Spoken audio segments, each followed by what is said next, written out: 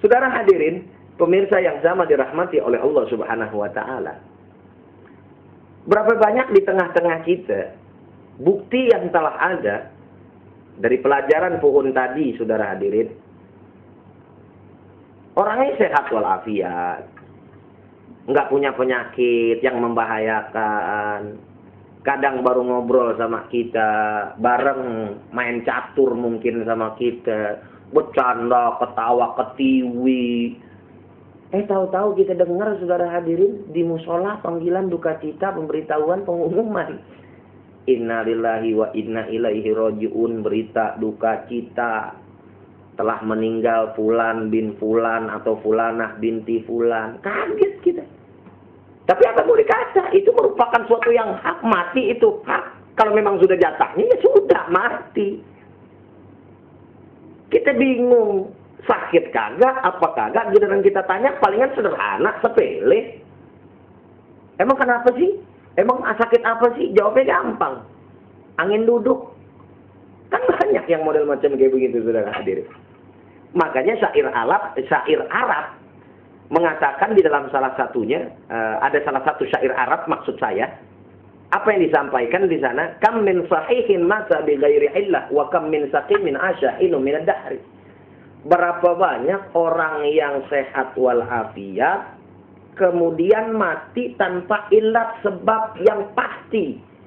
Yang artinya tidak sebagaimana biasa, sakit parah, jantung dan lain sebagainya. Enggak. Tahu-tahu mati, kesandung mati, lagi ngobrol mati. Pasti. Tapi sebaliknya pula, berapa banyak orang yang kita lihat, dia sakit parah, bahkan sudah divonis sama dokter kalau waktunya cuma tinggal beberapa waktu lagi, menghitung hari, bulan, dan lain seterusnya. Dihitung-hitung hari ke hari, hari ke hari. Kok bukannya nambah sakit, nambah parah, bukannya mati, malah nambah sehat. Lewat daripada jatah vonis yang diberikan sama dokter, malah dia sehat, saudara. Yang lucunya, dokter yang memvonisnya mati duluanan ketimbang yang divonis, saudara hadirin. Bukannya nggak bisa, karena nggak ada yang mustahil bagi Allah. Kenapa bisa begitu? Jatahnya belum nyampe. Jadi kalau bicara jatahnya sudah nyampe, apapun dan bagaimanapun pasti akan terjadi. Nggak bisa yang namanya kematian tersebut kita bisa undur. Ada satu kisah, saudara hadirin, yang lumayan menarik sebagai sebuah pelajaran buat kita semua. Dulu di zaman Nabi Allah Sulaiman alaihi salatu wassalam. Ini kan sama kita tahu Nabi Sulaiman nih banyak dah. Dia punya mukjizat, termasuk beliau ini bisa berbicara kepada seluruh makhluk. Mau itu binatang dan lain sebagainya, termasuk oleh kalangan jin. Suatu ketika beliau sedang mengadakan majelis. Di majelis beliau ini biasa di depan-depannya itu tokoh-tokoh masyarakat. Tokoh, pokoknya orang-orang yang dihormati dah. Di depannya para jamaah. Ada satu tokoh datang, duduk di samping beliau dari awal. Tokoh masyarakat, orang-orang yang dihormati, ini pada duduk di depan bersama Nabi Sulaiman. Ada satu tokoh nih, duduk di samping beliau, ngaji, taklim sama beliau. Tapi kemudian dia berpikir nih, pada saat proses perjalanan daripada taklim tersebut, ada satu jamaah yang ada di depan dia, di hadapan dia, itu selalu aja ngeliatin dia. Matanya kagak berhenti-berhenti, saudara. Ngeliatin ini orang, bekedip juga kagak. Motot aja ngeliatin si tokoh ini. Ini tokoh bingung. Dari tadi gue pertama kali datang duduk diliatin mulu sama nih orang. Kenal kagak, saudara bukan, temen bukan, andai tolan bukan, apalagi saudara kandung katanya. Tapi kok nih orang melototin gue aja, jadi galau nih orang, saudara, kalau bahasa sekarang mah. Celangak celinguk begitu kan. Akhirnya saking penasaran dia tanya kepada Nabi Sulaiman, wahai Rasul, itu nggak mau ngomong siapa sih? Benar mau tahu? Ya benar ya Rasulullah. Emang kenapa dia? Itu dari tadi saya semenjak datang dipelototin terus, diliatin terus. Saya kan kagak kenal dia, jadi saya bingung ya Rasul. Oh itu iya. Mau kenal betul? Mau ya Rasulullah. Serius, cius, miapa, gitu kan. Ya sudah. Kalau kamu mau tahu, ketahuilah bahwa sesungguhnya orang tersebut sebetulnya adalah malaikat Israel. Kagetnya orang, saudara. Hah? Malaikat Israel ya Rasul? Benar. Mau ngapain dia? Ngeliatin saya dari tadi.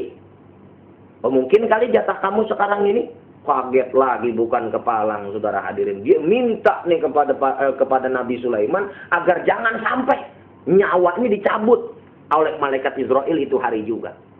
Akhirnya dia minta, wahai Nabi, saya minta deh. Pokoknya gimana caranya sekarang ini saya bisa lari daripada malaikat Israel. Caranya gimana? Ya gimana kek? Suruh kek jinnya atau segala macam untuk membawa saya kepada satu tempat yang tidak ada makhluk satupun masuk di dalamnya. Betul. Serius. Oke, baik. Akhirnya dipanggil sama Nabi Sulaiman jin. Jin, ini bawa ini orang, cari satu tempat yang tidak ada orang masuk di dalamnya. Dibawa. Karena naiknya pakai jin, dibawa sama jin, bukan pakai bajai, jadi cepat, saudara. Kalau pakai bajai kan gerbet, begitu ya. Akhirnya pakai jin nih, buat nyampe ke satu tempat. Di mana memang tuh tempat tidak ada satupun makhluk, jangankan manusia, semut kagak masuk. Ketawa dia, girang dia. Kenapa? Karena merasa berhasil lari daripada malaikat Israel. Saking girangnya dia ketawa, sampai ketawanya itu merem-merem dah. Habis ketawa merem dia melek. Tahu-tahu saudara hadirin, malaikat Israel ada di depan muka dia. Kaget lagi dia, saudara hadirin. Loh, kenapa sampean bisa di sini, kata dia. Kenapa kamu bisa ada di sini? Bukankah tadi kamu ada di tempatnya majelis Nabi Sulaiman? Akhirnya apa malaikat bicara sama dia? Justru itu saya bingung. Sampean ini mestinya matinya bukan di sana. Saya tuh bingung, kok jadwalnya tidak sesuai dengan catatan saya yang diberikan sama Allah. Kok di sana kamu? Lah emang matinya saya di mana? Ya di sini, katanya saudara. Akhirnya tuh orang dicabut nyawanya oleh malaikat Israel, matilah dia. Nah ini berhubungan erat dengan apa? Dengan apa yang disampaikan oleh Allah Subhanahu wa taala lewat Al-Qur'an, "Aina ma takunu yudrikumul mautu walau kuntum fi burujim musyayyada." Kemana, kata Allah, engkau akan lari daripada kematian walaupun engkau lari daripada kematian tersebut. Kalau mati sudah jadi jatahnya, kalau sudah waktunya, maka kita tidak akan bisa untuk lari daripada kematian tersebut, saudara hadirin. Subhanallah, walhamdulillah, wala ilaha illallah, wallahu akbar. Maka daripada itu, saudara hadirin, para jamaah yang sama dirahmati oleh Allah Subhanahu wa ta'ala. Yuk, mari kita persiapkan hidup kita ini untuk beribadah kepada Allah. Termasuk saya pribadi, Al-Fakir. Karena yang namanya orang tuh nggak jaminan, saudara hadirin. Mati dalam keadaan beriman belum jaminan. Nggak ada yang tahu kecuali dengan usaha kita. Oh, karenanya ada sebuah kata-kata, al-imanu bi khawatimiha, iman itu tergantung akhir hayatnya. Maka apa kata Nabi? Jaddidu imanakum bila ilaha illallah. Maka kata Nabi Muhammad SAW, perbaharuilah iman kamu dengan memperbanyak la ilaha illallah. Agar nanti diharapkan kelak pada saat kita mau meninggal dunia, dicabut nyawa kita oleh malaikat Israel, mulut ini mampu mengucapkan la ilaha illallah Muhammadur Rasulullah sallallahu alaihi wasallam. Allah hanya meminta kepada kita dalam Al-Quran, ya ayyuhalladzina amanu taqullaha haqqa tuqatih wa la tamutunna illa wa antum muslimun. Wahai orang-orang yang beriman, bertakwalah engkau kepada Allah dan janganlah engkau kembali kepadaku, kata Allah, kecuali dalam keadaan membawa ajaran agama Islam. Allah nggak minta harta kita, Allah nggak minta mobil kita, Allah nggak minta kontrakan kita, Allah nggak minta apa yang ada pada kita di alam dunia ini, enggak. Karena memang hakikatnya semuanya dari Allah subhanahu wa ta'ala. Tapi yang Allah minta kepada diri kita adalah kembali dalam keadaan membawa ajaran agama Islam. Mudah-mudahan Allah memberikan kekuatan kepada kita semua agar kita bisa kembali kepada Allah dengan membawa ajaran agama Islam, membawa iman, dan pada akhirnya kembali dalam mati husnul khatimah. Amin ya rabbal alamin. Sekian, lebih kurang Al-Fakir mohon maaf. Terima kasih atas segala perhatiannya. Assalamualaikum warahmatullahi wabarakatuh.